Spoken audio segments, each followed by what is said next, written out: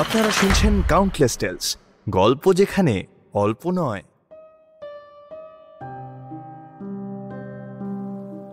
প্রত্যেকটা বড় বড় শহরের অপেক্ষাকৃত একটু নির্জন গলিতে পথের ধারে আপনি এরকম দোকান দেখতে পাবেন। অবশ্য যদি আপনার চোখ আটকে যায় তবেই, কারণ দোকানের অবস্থা দেখে মনে একেবারেই ক্ষীণ আগ্রহটুকুও জন্মাবে না। ভেবে অবাক হবেন এরকম একটা দোকান এতদিন ধরে কিভাবেই এক জায়গায় ঠায় দাঁড়িয়ে রয়েছে। দোকান চালানোর জন্য ন্যূনতম খরচটা মালিকপক্ষ এখান থেকে আয় করেন কিভাবে? দোকানে ঢোকার পথটা রাস্তা থেকে কয়েকটা ধাপ নিচে। জানলার ভেতরে টিমটিমে আলো জ্বলছে আর তার গায়ে ছোট মাপের সাইনবোর্ড ঝোলানো, ওল্ড বুক স্টোর। এরকম দোকানগুলোর দরজা দিয়ে ঢুকেই একপাশে দেখতে পাবেন একটা বই রাখার র্যাক দাঁড় করানো। সেটার মুখোমুখি হলে দেখবেন মাথার দিকে কাঁচা হাতে লেখা একটা বোর্ড, আপনার পছন্দের বই, প্রতিটির মূল্য মাত্র 10 সেন্ট। সেখানে কম করে গোটা 5-6 বহুল প্রচলিত বই আপনি নিশ্চয়ই দেখতে পাবেন, যেমন 3 weeks, the green hat, Helen's babies, if winter comes ইত্যাদি ইত্যাদি। র্যাকের প্রত্যেকটা বইয়ের ওপর পুরু ধুলোর আস্তরণ, কেননা কেউ কখনো সেসব বই হাত দিয়ে নেড়েও দেখে না। আর একটু ভেতরে ঢুকলে আর যে সমস্ত বই আপনার নজরে পড়বে সেগুলো হচ্ছে ফ্যান্টাজিয়াস ম্যালের বা টাটিয়া মর্গানামের মতো কমন বই, এবং এই বইগুলোর জন্যই যে দাম নির্ধারণ করা থাকে তা এতই বেশি যে সে দামে এই বই কেউ কখনো কিনেছে বলে আপনারও মনে হবে না। এর ফলে আপনার মনে একরকম সন্দেহ জাগবে, যেটা মোটেই অস্বাভাবিক নয়।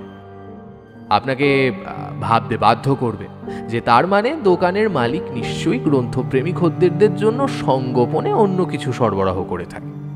কিছু ক্ষেত্রে ভূগোলে আগ্রহী ছাত্রেরা হেনরি মিলারের ট্রপিক অফ ক্যান্সারের মতো দুষ্প্রাপ্য বই এখানে পেতে পারে। আবার খুব উৎসুক বই প্রেমীদের পারফিউমড গার্ডেনের মতো যৌন উত্তেজক বইয়ের হদিশ পাওয়াও খুব একটা কষ্টকর নয়।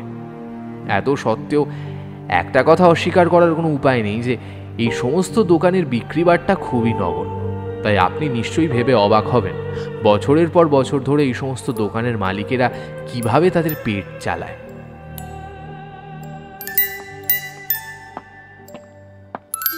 একদিন সন্ধেবেলা ঠিক এমনই একটা দোকানে এক যুবক এসে হাজির হলো। নাম আবেল। চেহারায় চোখে পড়ার মতো তেমন কিছু বিশেষত্ব নেই, তবে রাস্তা পেরিয়ে এমন দ্রুত পায়ে সে ভেতরে ঢুকে এলো যে তার হাবভাব সহজেই নজর কাড়ে। দোকানে ঢোকা মাত্রই ছেলেটার ভুরু জোড়া কুঁচকে গেল। চোখে পড়ল ভেতরকার পরিবেশ। বেশ কিছুক্ষণ চুপচাপ দাঁড়িয়ে দেখে মনে মনে বিভ্রান্ত হয়ে পড়ল সে। এই জায়গাটার এই জরাজীর্ণ হতস্বী অবস্থাটা ও আশা করেনি। আমি নিশ্চয়ই কোনো ভুল জায়গায় এসে পড়েছি। পেছনের দিকে ধুলোয় এক চাদরে ঢাকা কাউন্টারটা ছেড়ে দোকানের মালিক নিজেই যখন বেরিয়ে এলেন তখন যুবকটি বলে উঠল। দোকানের মালিক স্বয়ং যেন এই দোকানের কোনো বইয়ের প্রচলিত সংস্করণের একখানা কপি, তবে সময়ের সাথে সাথে খানিকটা ময়লা ও জীর্ণ। যুবকের মুখোমুখি দাঁড়ালেন এসে ভদ্রলোক। আবেল নামের সেই যুবকের অভিব্যক্তি যেন বলে উঠল ওর মুখের কথাগুলো। নিশ্চয়ই ও কোনো বড় ভুল করে বসেছে। দোকানের মালিক লোকটার চেহারা ছোটখাটো, বয়সের ভারে ঈষৎ কুঁজো হয়ে গেছে, পিঠের শির দাঁড়া। অবশ্য এই সমস্ত দোকান মালিকের চেহারা সচরাচর এমনটাই হয়ে থাকে। মাথার চুল বেশ পাতলা হয়ে এসেছে, নাকের নিচে সরু একজোড়া গোঁফ আছে বটে, তবে তার রং চেনা যায় না। চশমার পুরু কাঁচের নিচে ঘোলাটে চোখ দুটো পুঁতি বলে ভুল আপনি করতেই পারেন। কি চাই তোমার? অস্পষ্ট জড়ানো গলায় জানতে চাইল লোকটা, কণ্ঠস্বর নির্বিকার, ভাবলেশী। আবার ইতস্তত করতে লাগলো আবেল। তার ভুরু জোড়াও কুঁচকে উঠল সঙ্গে সঙ্গে। চোখে মুখে স্পষ্ট দ্বিধার ছাপ।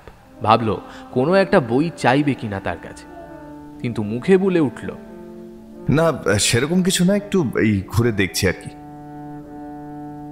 কিন্তু যুবকটির ভুরু জোড়া আর তার পেছনে এক অজানা বিস্ময় দেখে লোকটা যেন মৃদু হাসলেন। কয়েক মুহূর্ত বাদেই যুবকটির কপালের ভাঁজ মিলিয়ে গেল। কিছুক্ষণ ইতস্তত থাকার পর দৃঢ় গলায় সে নিজের অভিপ্সার কথা ব্যক্ত করল।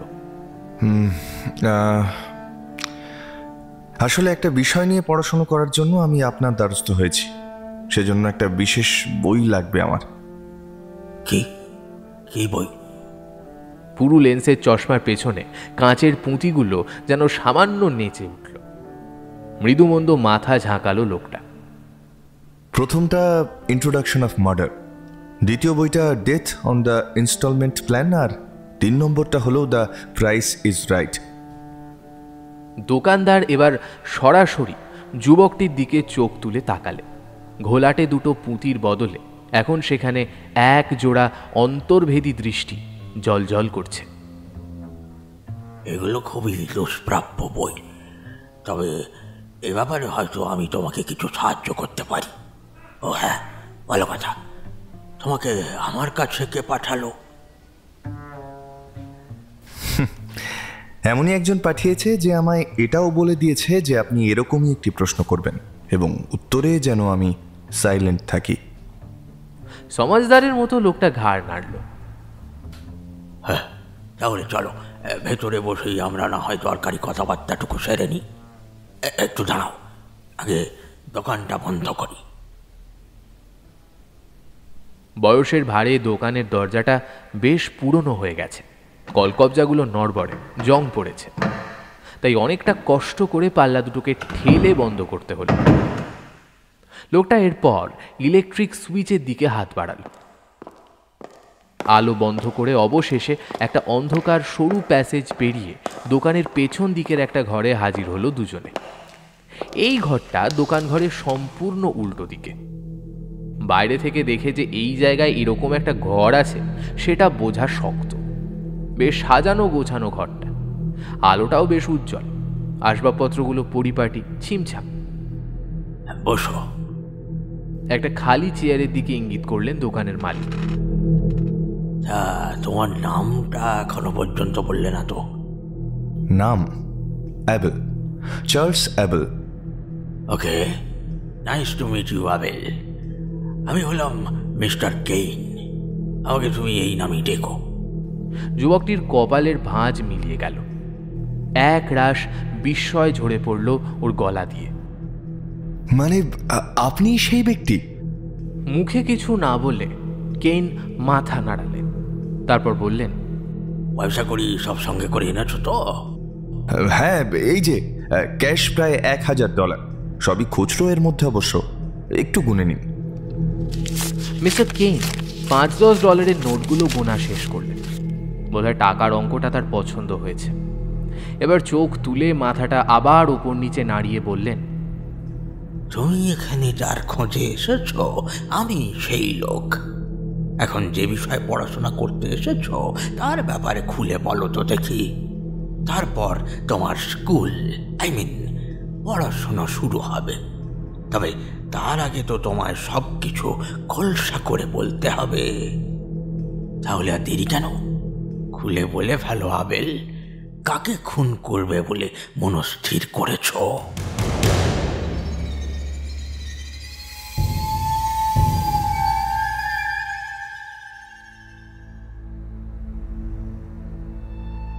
কাউন্টলেস টেলসে আজ তোমরা শুনছ পৃথিবীর সর্বকালের সেরা ভয়ের গল্পের মধ্যে একটি। বিখ্যাত সাহিত্যিক রবার্ট ব্লকের গল্প নাইট স্কুল অবলম্বনে আমাদের আজকের নিবেদন নিঝুম রাতের স্কুল।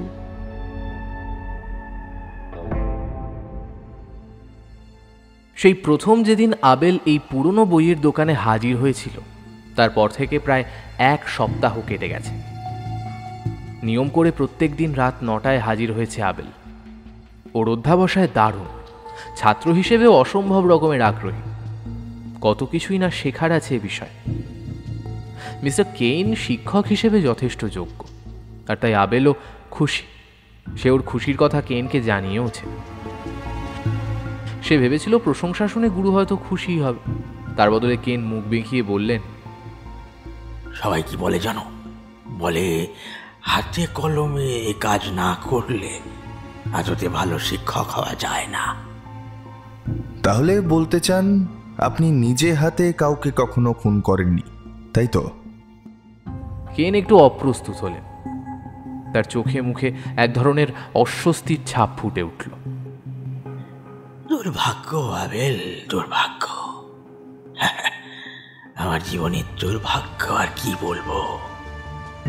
আসল ব্যাপারটা কি জানো তো?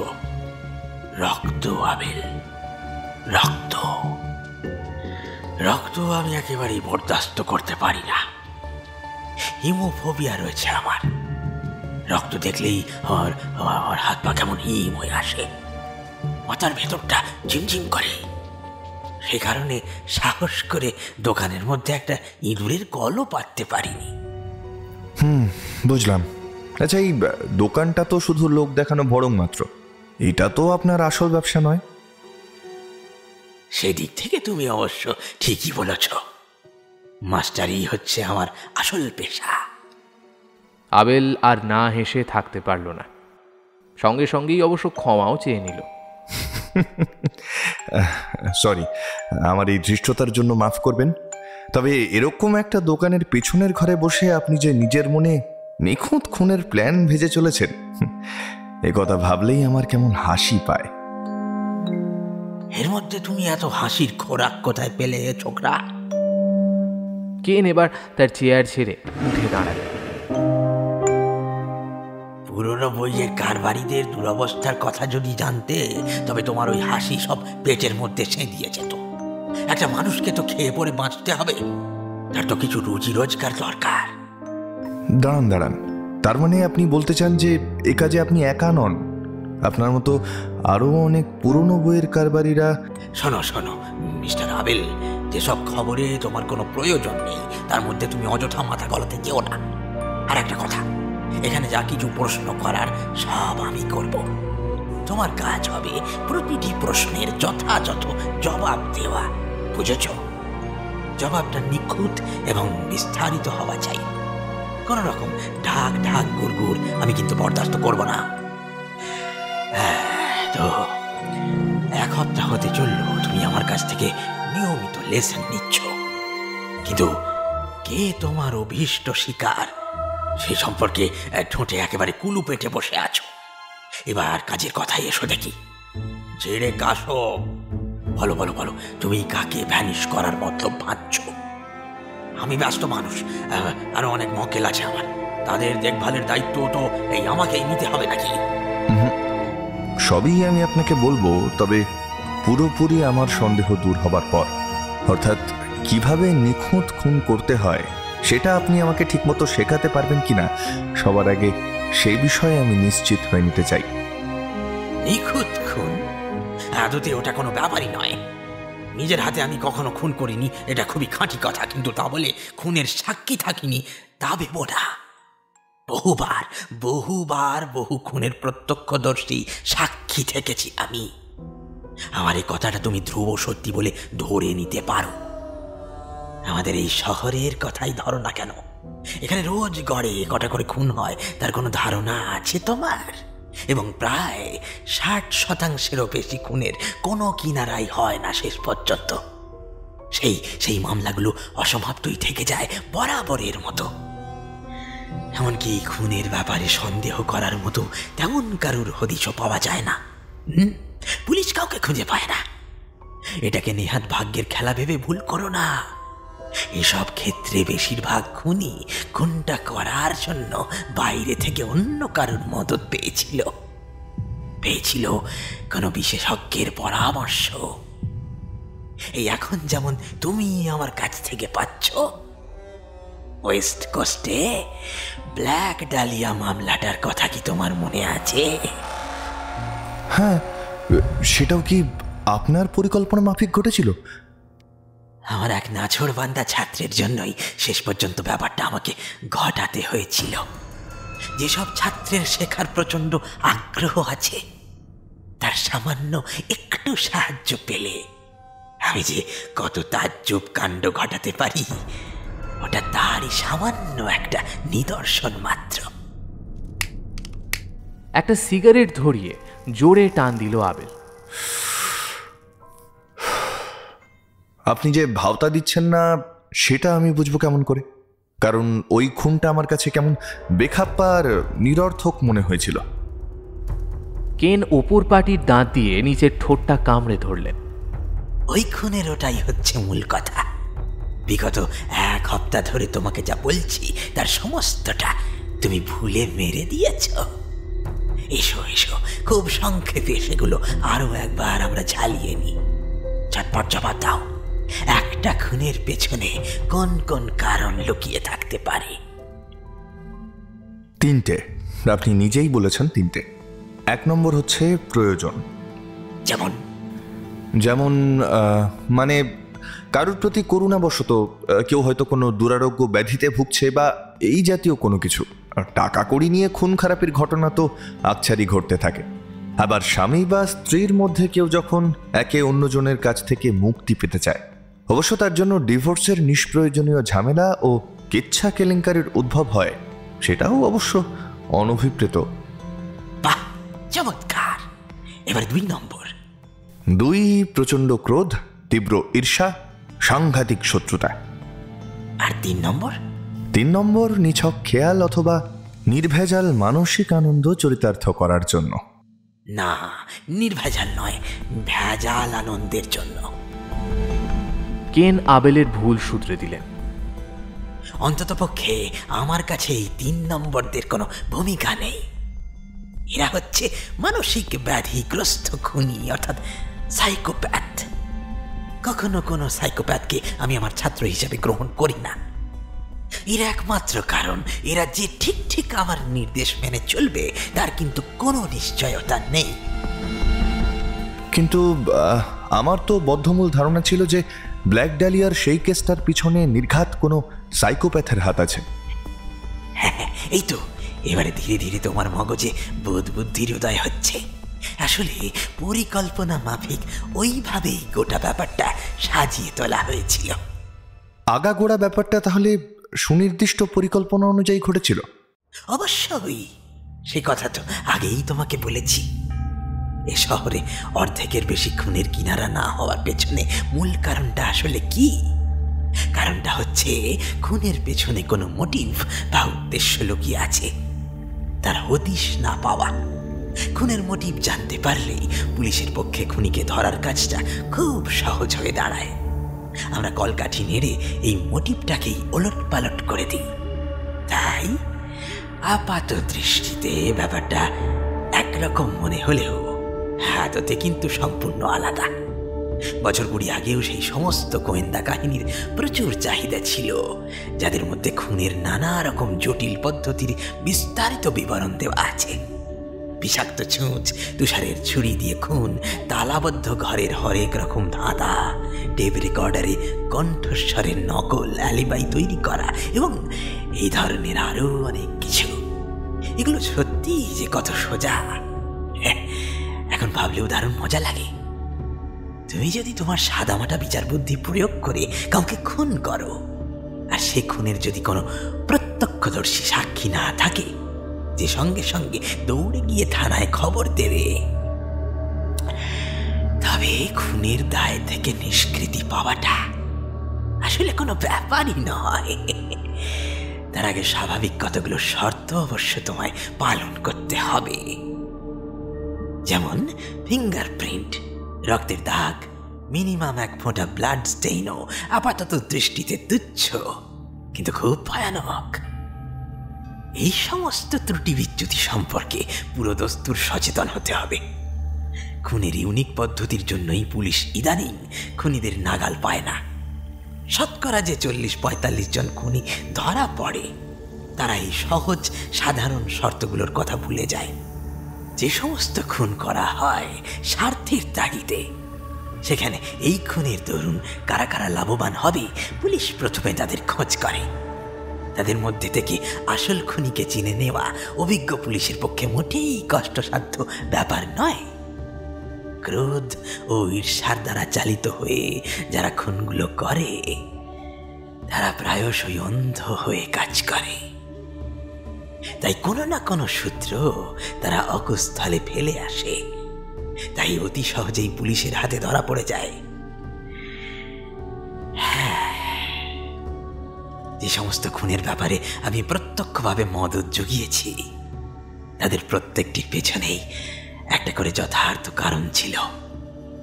কিন্তু দৃশ্যপটগুলো আমি এমনভাবে সাজিয়েছিলাম যাতে মনে হয় এই প্রত্যেকটা খুন সেরকম কোনো ম্যানিয়াকের কাজ। এটাই তাহলে আপনার সিক্রেট?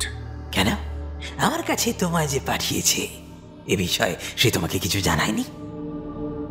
নাকি তার সাফল্যের ইতিবৃত্ত তোমার কাছে এখনো অজানা? তার সফল হওয়ার সমস্ত কাহিনী আমার জানা, এমনকি আপনার কর্মপদ্ধতি সম্পর্কেও ভরি ভরি প্রশংসা করেছে সে। তবে গোড়ার দিকে তার বক্তব্যের প্রকৃত অর্থটা তখন ঠিক বুঝতে পারিনি। বাহ, এখন তো আর তোমার কিছু বুঝতে বাকি নেই। খুব ভালো কথা। এবার তাহলে খোলসা করে বলো তো দেখি তোমার আসল মতলবটা আমার কাছে। খুলে বলো। আবেলের মধ্যে আর কোনো রকম ইতস্তত ভাব লক্ষ্য করা গেল না। পরিষ্কার ভাষায় জবাব দিল, আমার কাছে আপনার নামে যে সুপারিশ করেছে সেই হচ্ছে আমার টার্গেট। তার মানে আমারই কোনো প্রাক্তন ছাত্র? কিন্তু সেটা তো নীতিবিরুদ্ধ কাজ হবে। আমি অন্তত এমন কাজে তোমার মদত জোগাতে পারি না।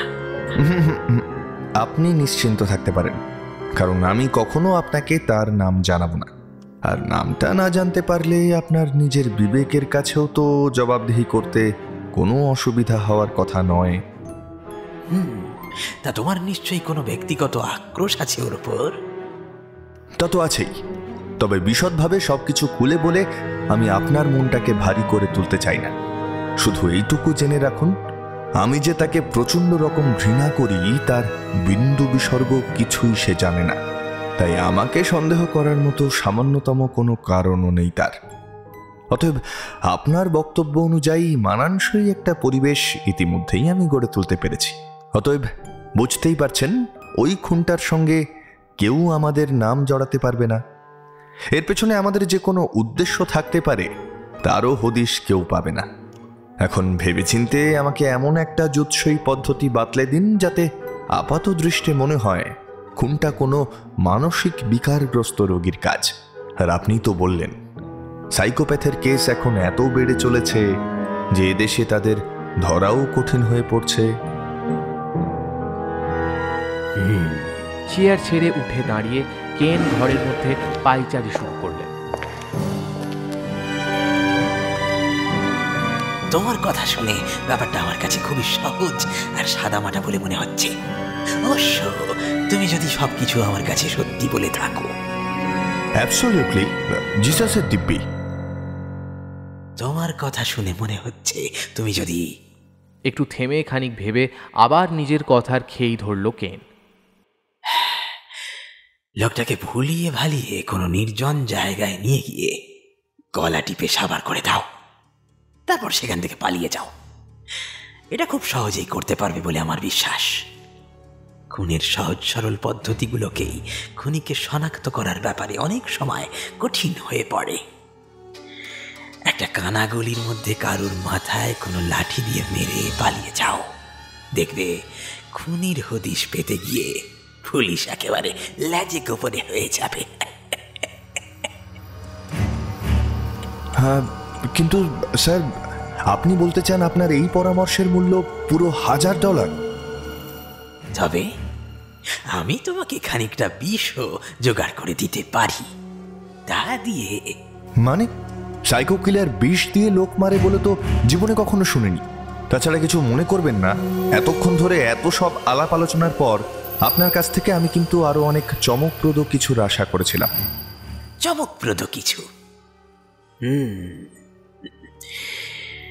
তাহলে একটা পদ্ধতির কথা বলি। এটা নিশ্চয়ই তোমার মনোপুত হবে। কায়দাটা যদিও খুব পুরনো, তবে এতবার ব্যবহারে পদ্ধতিটা ম্যাড়ম্যাড়ে হয়ে পড়েনি। এই পদ্ধতিটাকে আমি বলি dead litre office. Dead litre office. Dead letter office? Litre অর্থাৎ পরিত্যক্ত জঞ্জাল ফেলার পাত্র। এই পদ্ধতিটা ফলপ্রসূ করে তুলতে হলে মোট 3টে শর্ত পূরণ করতে হবে।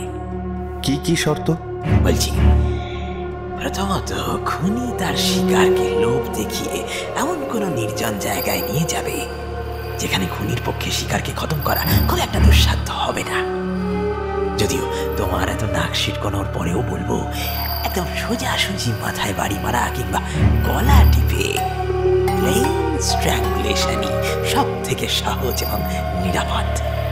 তবে একটা কথা তোমাকে নিশ্চয়ই নতুন করে বলে দেওয়ার দরকার হবে না যে খুনের যদি কোনো সাক্ষ্য প্রমাণ থেকে থাকে অথবা খুনের অস্ত্র হিসেবে যদি কোনো কিছু ব্যবহার করা হয়ে থাকে, তবে খুব যত্ন সহকারে আগে সেটাকে সরিয়ে ফেলা তোমার মূল উদ্দেশ্য হবে।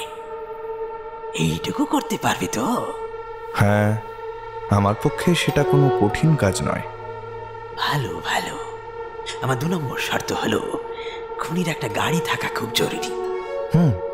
গাড়ি আমার আছে। হ্যাঁ, এবারে 3 নম্বর শর্ত, এবং এটাই সবচেয়ে গুরুত্বপূর্ণ। খুনির উপর কেউ যেন নিয়মিত নজর না রাখে।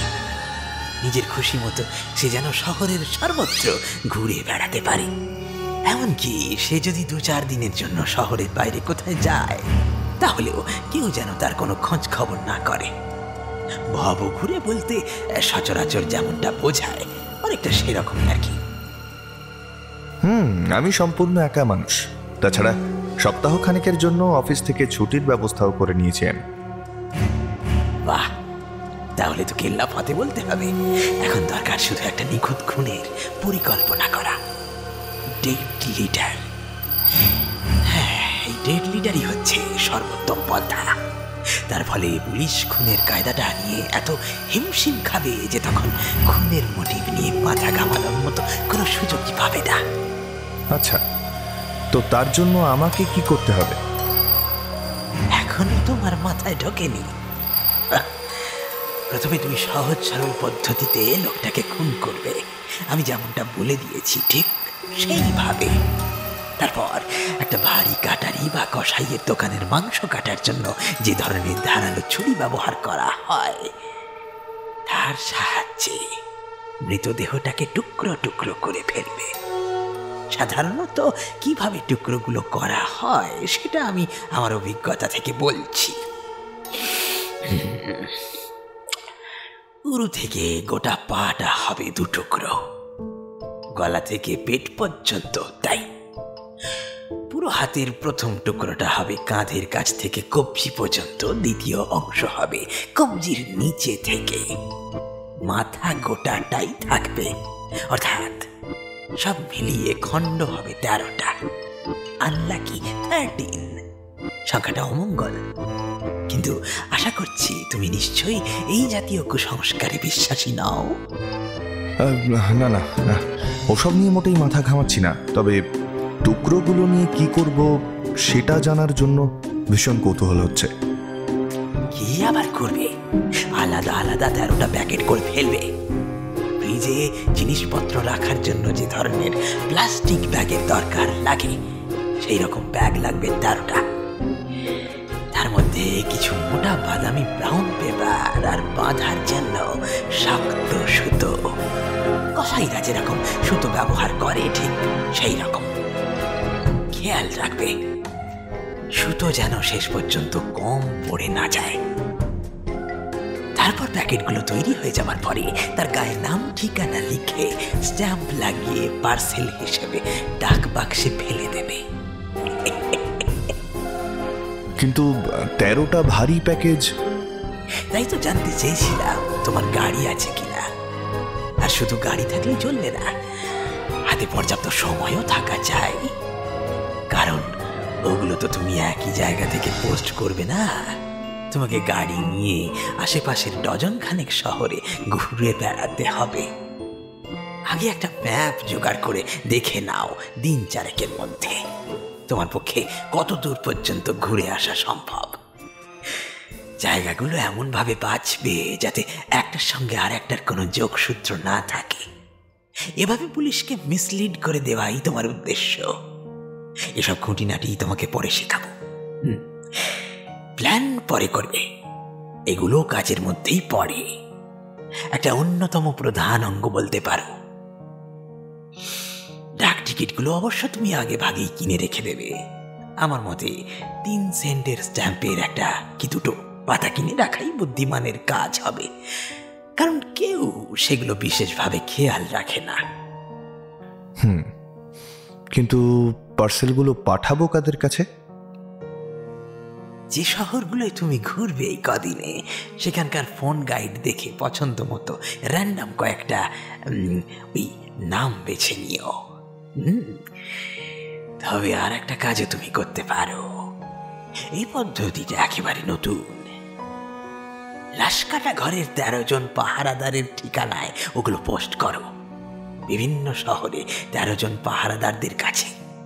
এর ফলে পুলিশ একেবারে ধাঁ দিয়ে যাবে। ভুল করবে, আমাদের ফাঁদে পা দিতে বাধ্য হবে। তারা এমন কোনো অজ্ঞাত পরিচয় ব্যক্তির খোঁজ করে বেড়াবে যার সেই প্রহরীদের ওপর আক্রোশ আছে, এবং পরিশেষে এটাও ধরে নেবে যে এটা কোনো সাইকোপ্যাথের কাজ। নিউজ পেপারগুলো যখন এই খবর রগরগে রোমাঞ্চকর নানা রকম ডালপালা ছড়িয়ে ফলাও করে তাদের কলামে প্রকাশ করবে, তখন তুমি 100% নিশ্চিত হয়ে যেতে পারো তারা তখন গভর্নমেন্টের কাছে জোর গলায় জানতে চাইবে কে এই নরপিশাচ। পুলিশও তখন খুনের সব সূত্র গুলিয়ে ফেলবে। মিস্টার কেন গর্বের ভঙ্গিতে মাথা ঝাঁকালেন। কি মতলবটা তোমার মনে ধরেছে তো? ব্যাপারটা বেশ জমবে, কি বলো? হ্যাঁ, কিন্তু এ সম্পর্কে আপনি একেবারে নিশ্চিত তো? মানে কোনো গোলমাল বা ঝামেলা পোহাতে হবে না তো? মাথা ঠান্ডা রেখে সব দিক ভেবে চিনতে প্ল্যান করলে আশঙ্কার কোনো কারণ থাকে না। কোনো কোনো দিক থেকে সাবধান হতে হবে, সে কথা তো ইতিপূর্বেই আমরা আলোচনা করেইছি। সবার আগে দরকার শিকারকে ছলে ভুলিয়ে কোনো নির্জন জায়গায় নিয়ে আসা, তারপর খুনের সাজ সরঞ্জামের হাত থেকে নিষ্কৃতি লাভের জন্য উপযুক্ত ব্যবস্থা নেওয়া। যদি কোনো দোকান থেকে যন্ত্রপাতিগুলো চুরি করে আনতে পারো তাহলে সবচেয়ে ভালো। কাজ শেষে সেগুলো শহরের বাইরে কোনো ব্রিজের ওপর থেকে নদীতে ছুঁড়ে ফেলে দিলেই সব ঝামেলা শেষ। কিন্তু এসব হচ্ছে পরের ব্যাপার। সবার আগে দরকার ফিঙ্গারপ্রিন্ট সরানোর ব্যবস্থা করা। সেটা কি এখনই করবে, নাকি অফিস থেকে ছুটি না পাওয়া পর্যন্ত অপেক্ষা করবে? ও হ্যাঁ, আজ তো শুক্রবার, কাল যদি তোমার অফিস ছুটি থাকে তাহলে এখনই কাজটা সেরে নেওয়া যেতে পারে। আর আগামী দিন 2 মধ্যেই তোমার হাত অনেকখানি স্বাভাবিক হয়ে উঠবে। মানে কি বলতে চাইছেন কি আপনি? অ্যাসিড মাই বয়, তোমার হাতের আঙুলগুলোর উপর একটু অ্যাসিড ছোঁয়াতে হবে বাছা। এটা আমার নিজের হাতে তৈরি। এর ফলে তোমার আঙুলের সমস্ত দাগ মুছে যাবে, পুলিশের হাতে কোনো প্রমাণ থাকবে না। তোমার চামড়াটা অবশ্য একটু পুড়বে, যন্ত্রণায় হয়তো তুমি চেঁচিয়ে উঠতে পারো, তবে এই ঘরটা সাউন্ড প্রুফ। তোমার গলার আওয়াজ বাইরের কারোর কানে গিয়ে পৌঁছবে না। এছাড়া আর উপায় বাকি বলো? আমার কাছে কোনো অ্যানেস্থেটিক নেই যা দিয়ে তোমায় অজ্ঞান করে এই কাজটা করতে পারবো।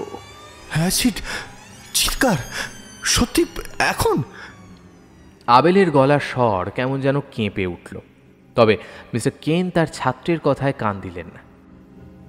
সামনের দেওয়াল আলমারির দিকে এগিয়ে গিয়ে তার ভেতর থেকে একটা বোতল আর কাঁচের তৈরি একটা বেসিন আর বিকার অতি সন্তর্পণে বের করলেন। বোতল থেকে অ্যাসিড ঢেলে কি যেন করলেন ওই পাত্র দুটোর সাহায্যে। বিকট এক গন্ধযুক্ত খানিকটা ধোঁয়া ছড়িয়ে পড়ল ঘরের মধ্যে। সেই ধোঁয়ার আড়াল থেকে ভীত সন্ত্রস্ত ছাত্রের দিকে তাকিয়ে মুচকি হাসলেন তিনি।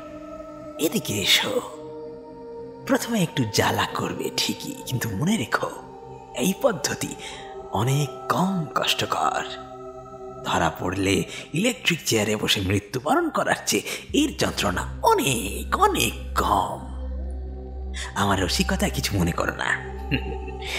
ইলেকট্রিক চেয়ার দেখলেই অনেকে মূর্ছা যায়, আর বসা তো অনেক দূরের কথা।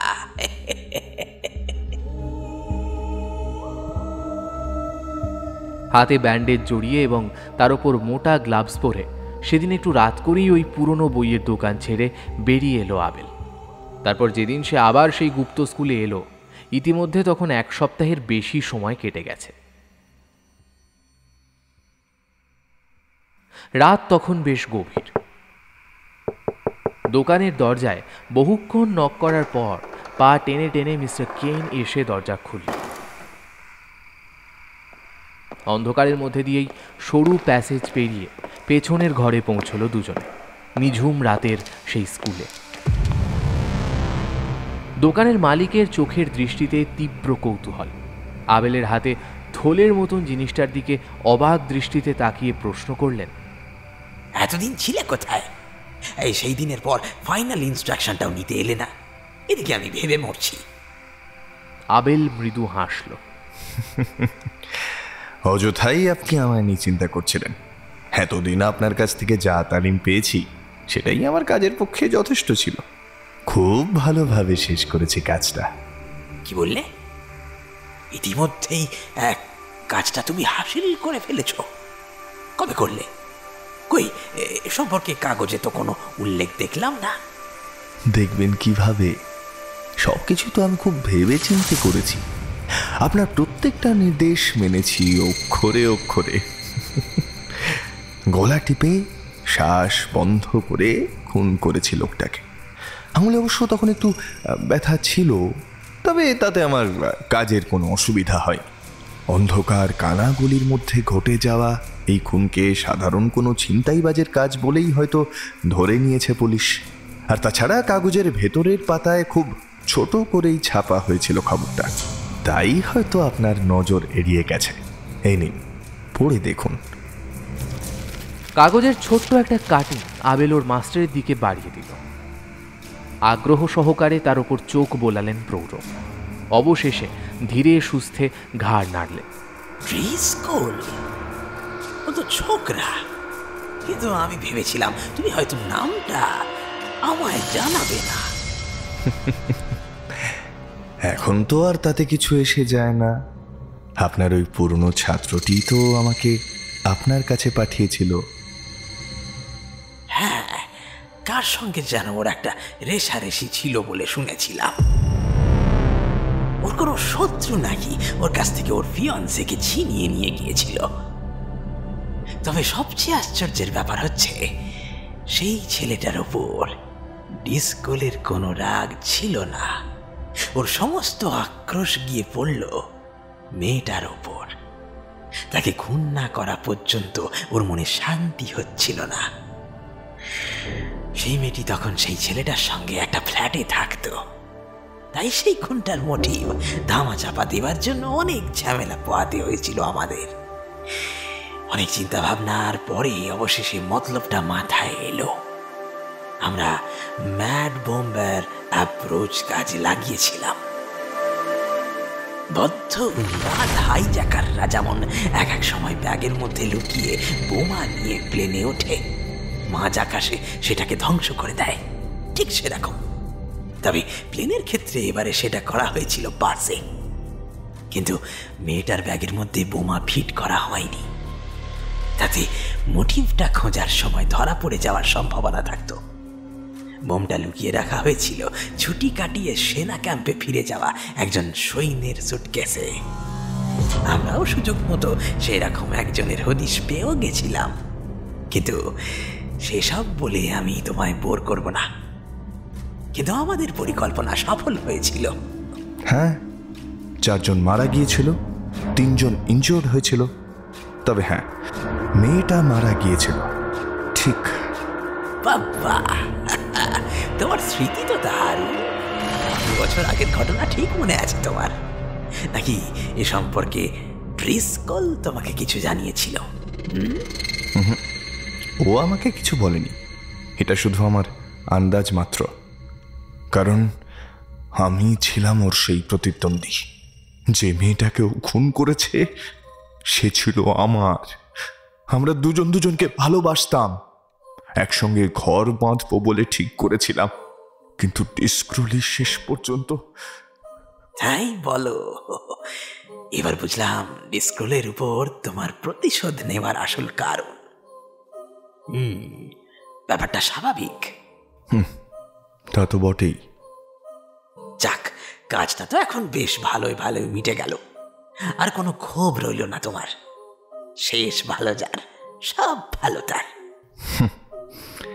কিন্তু শেষ তো হয়নি এখনো।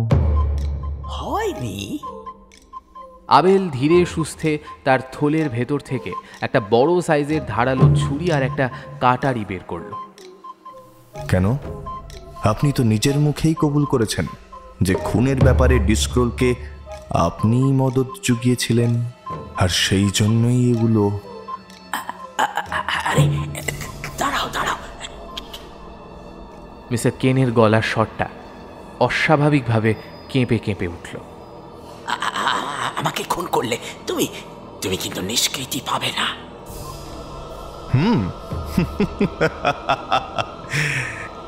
আপনি তো জানিয়েছেন এই ঘরটা সাউন্ড প্রুফ, অর্থাৎ আপনার আর্তচিৎকার বাইরে কারো কানে গিয়ে পৌঁছবে না। তাছাড়া প্রথমে যদি আপনার মাথায় আঘাত করে আপনাকে আমি অজ্ঞান করে ফেলি, আমার পক্ষে কাজটা তখন আরো অনেক সহজ হয়ে দাঁড়াবে। আর এসব তো আপনার কাছ থেকেই শেখা, স্যার।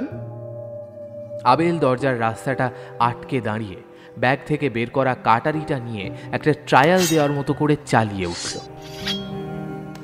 ওর কীর্তি দেখে কেন কাঁপা কাঁপা গলায় বলল, কিন্তু কিন্তু শোনো, আমি তোমায় বলছি, তোমার শিক্ষক হিসেবেই বলছি, তোমার চেয়ে আমার অভিজ্ঞতা অনেক বেশি বলেই জোর দিয়ে এ কথা বলছি। এতদিন তোমায় খুনের যে সমস্ত কায়দা কানুন হাতে কলমে শিখিয়েছি, আমার ক্ষেত্রে সেগুলো কিন্তু খাটবে না। খাটবে না কেন?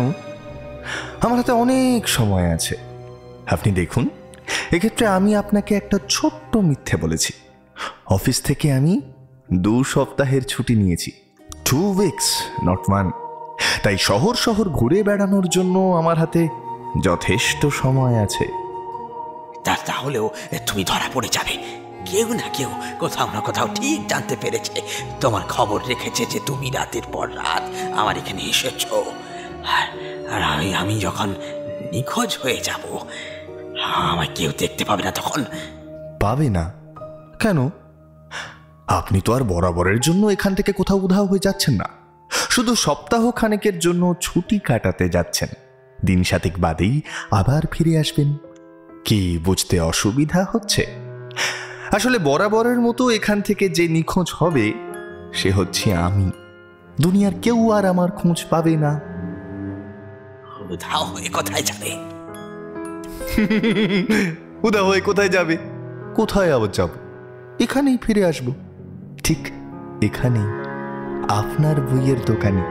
আপনার চুলের মতো একই রঙের হেয়ার ডাই, আপনার মতো ধীর পায়ে হাঁটা চলার আড়ালে, আপনার সরু এক জোড়া গোঁফ আর আপনার ওই চশমার আড়ালে আমি তো চিরজীবনের মতো হারিয়ে যাব। বা বলতে পারেন আপনার ভুল ধরে এখানে এই দোকানেই বাকি জীবনটা কাটিয়ে দেব। তুমি আমার জায়গা নেবে পার্মানেন্টলি? কেন পারবো না? আমি আপনার মতো কণ্ঠে কথা বলা শিখে নেব, আর হাতের লেখা নকল করা তো কোনো ব্যাপারই না। আর রইল বাকি আপনার খুঁটিনাটি ছোট ছোট কৌশল, ওগুলো আমি ঠিক নিজের মতো আয়ত্ত করে নেব, ও নিয়ে আপনি ভাববেন না। আর আপনার ফিউচার ক্লায়েন্টসদের ঠিক মতো তালিম তো আমি দিতেই পারবো। খুব একটা সমস্যা হবে কি? মনে তো হয় না। তবে একটা ব্যাপার আপনি কিন্তু ভেবে দেখলে আমার উপর ভরসা করতে পারবেন। সে ব্যাপারে আমি আপনার থেকে কয়েক ধাপ এগিয়ে। আমি কিন্তু আপনার মতো রক্ত দেখলে ভয় পাই না। আমি হিমোফোবিক নই, তাই নতুন মক্কেলদের প্রয়োজন মতো হ্যান্ডস অন এক্সপিরিয়েন্সও দিতে পারবো। আর তখন এই নাইট স্কুল হয়ে উঠবে। না না, পারবে না পারবে না। পারবে না। তুমি একজন সাইকোপ্যাথ, তুমি একজন উন্মাদ, তুমি। সব খুনিকেই তো সাইকোপ্যাথ হতেই হবে, এবং প্রত্যেক শিক্ষককেও। কিন্তু কাটারির শব্দই মিস্টার কেনের সব প্রশ্নের উত্তর দিয়ে দিল। তবে এটা খুবই আক্ষেপের বিষয় যে মিস্টার আবেলের প্রাক্তন শিক্ষক খুনের জায়গায় উপস্থিত থেকেও ছাত্রের হাতের কাজ দেখে গর্বিত হতে পারলেন না, যেহেতু এই পরিকল্পনার মাধ্যমে আবেল মিস্টার কেনে রূপান্তরিত হলো। কেনের যাবতীয় আদব কায়দাও সে অচিরে রপ্ত করে নিল, এমনকি গুরুর মুখের অশ্লীল খিস্তি খেউড়গুলো পর্যন্ত। লেটার বক্সে ফেলার জন্য প্রতি মোড়কের ভেতরে নিজের পছন্দ মাফিক একখানা করে বইও ঢুকিয়ে দিল, প্রতিটা টুকরোর জন্য এক একটা উপযুক্ত বই। সে বইগুলো হচ্ছে the anatomy of melancholy, the naked and the dead, the heart of the matter. হাত পা ছাড়া শুধু ধরটুকুর জন্য স্বাভাবিকভাবেই যে বইটাও বেছে নিল তার নাম ফেয়ারওয়েল টু আর্মস। এর ফলে যে একটু ঝুঁকি থেকে যাচ্ছে তাও খুব ভালো করেই জানে, তবে সাইকোপ্যাথের দিকটাও তো একবার চিন্তা করে দেখা দরকার। একটু আধটু ঠাট্টা তামাশা করার অধিকার তাদের থাকতেই পারে। বিশেষত সে চায়, অর্থাৎ নতুন মিস্টার কেন চাইছেন তার বাকি কাজটুকু শান্ত এবং সংযতভাবে শেষ করার পর পুরনো বইয়ের দোকানে ফিরে এসে জীবনের বাকি দিনগুলো শিক্ষকতার জীবন নিয়ে কাটিয়ে দিতে। পূর্ব পরিকল্পনা মতো কাজটাও শেষ করল। তারপর চুলে রং করে পুরু লেন্সের চশমার আড়ালে নিজেকে লুকিয়ে রেখে আবার সেই পুরনো বইয়ের দোকানেই ফিরে এলো। দিন কয়েকের মধ্যে পড়ানোর ধরনটাও সে আয়ত্ত করে ফেলল নিখুঁতভাবে। আর কিছুদিন পর থেকে নতুন ছাত্ররাও তালিম নিতে আসতে শুরু করে দিল, আর পুরনো বইয়ের দোকানেও আগের মতোই ব্যবসা চলতে লাগলো।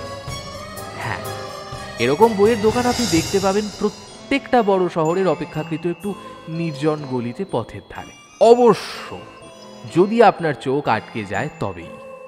কারণ দোকানের অবস্থা দেখে আপনার মনে একেবারেই ক্ষীণ আগ্রহটাও জন্মাবে না। কখনো কখনো ভেবে অবাক হবেন, এরকম একটা দোকান চালানোর জন্য ন্যূনতম যে খরচটা লাগে সেটা দোকানের মালিক আয় করেন কিভাবে।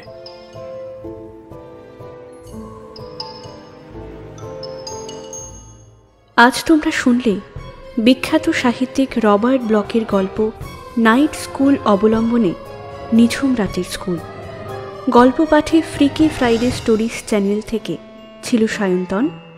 মূল দুই চরিত্র অর্থাৎ মিস্টার কেইনের চরিত্রে বিভা ক্যাফে থেকে কৌশিক আর যুবক আবেলের চরিত্রে শঙ্খ। গল্পের সূত্রধার আমি সায়নী। ভাষান্তর, আবহ ও সমগ্র পরিচালনায় টিম কাউন্টলেস টেলস। গল্পটি কেমন লাগলো জানান আমাদের কমেন্ট বক্সে। আর এখনো চ্যানেলটি সাবস্ক্রাইব না করে থাকলে কিসের অপেক্ষা করছেন, তাড়াতাড়ি করে নিন। খুব তাড়াতাড়ি আপনাদের সঙ্গে আবার দেখা হবে অন্য কোনো পর্বে। আজকের মতো চলি, নমস্কার।